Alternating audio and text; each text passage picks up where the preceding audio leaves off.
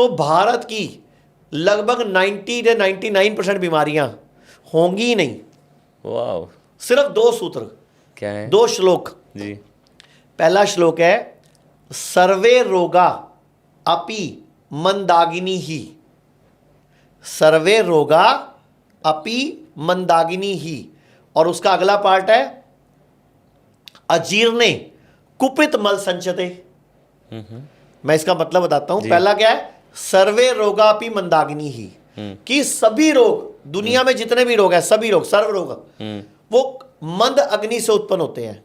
यानी कि कमजोर लीवर, कमजोर अमाशय, कमजोर पैनक्रियास, कमजोर स्प्लीन, यानी कि आपका मेटाबॉलिज्म स्लो होना, चय उपचय क्रिया का बिगड़ जाना। सर्वे रोगा अपि मंदाग्नि ही। अगला पार्ट क्या कह रहा है श्लोक का अगला हिस्सा क्या है, अजीर्णे कुपित मल संचते।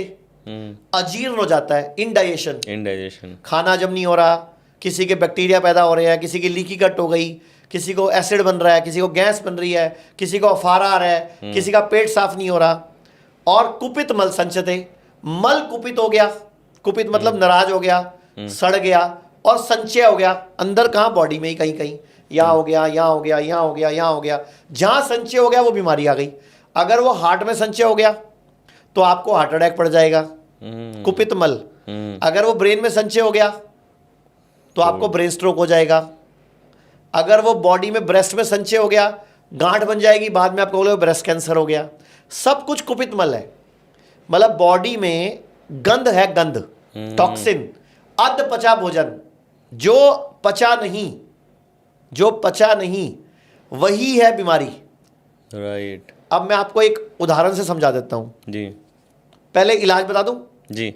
ये तो मैंने बताया, आयुर्वेद के 2 श्लोक है, फिर मैं उदाहरण देता हूं। जी। आयुर्वेद के 2 श्लोक है, एक तो बताया मैंने, एक सर्वे रोगापि मंदाकिनी ही अजीर्णे कुपित मल संचयते। ठीक है। अब इलाज क्या है, सर्वेषाणाम रोगाणाम निदानम कुपिता मला, कि सभी रोग, उसका कोई भी नाम हो, उसका निदान यानी कि इलाज, बॉडी से कुपित मल जो जम के संचय हो गया उसको निकाल दो। वाह, सफाई कर दो, यानी कि डिटॉक्स कर लो, व्रत कर लो, तो बॉडी की आंतों के लेवल भी सफाई हो जाती है।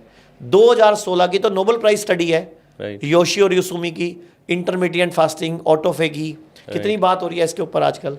और दूसरा, अगर कुपित मल बॉडी में जगह जगह है तो साल में एक बार पंचकर्म करा लो, कि कुपित मल का संचय कैसे निकलेगा, पंचकर्म से।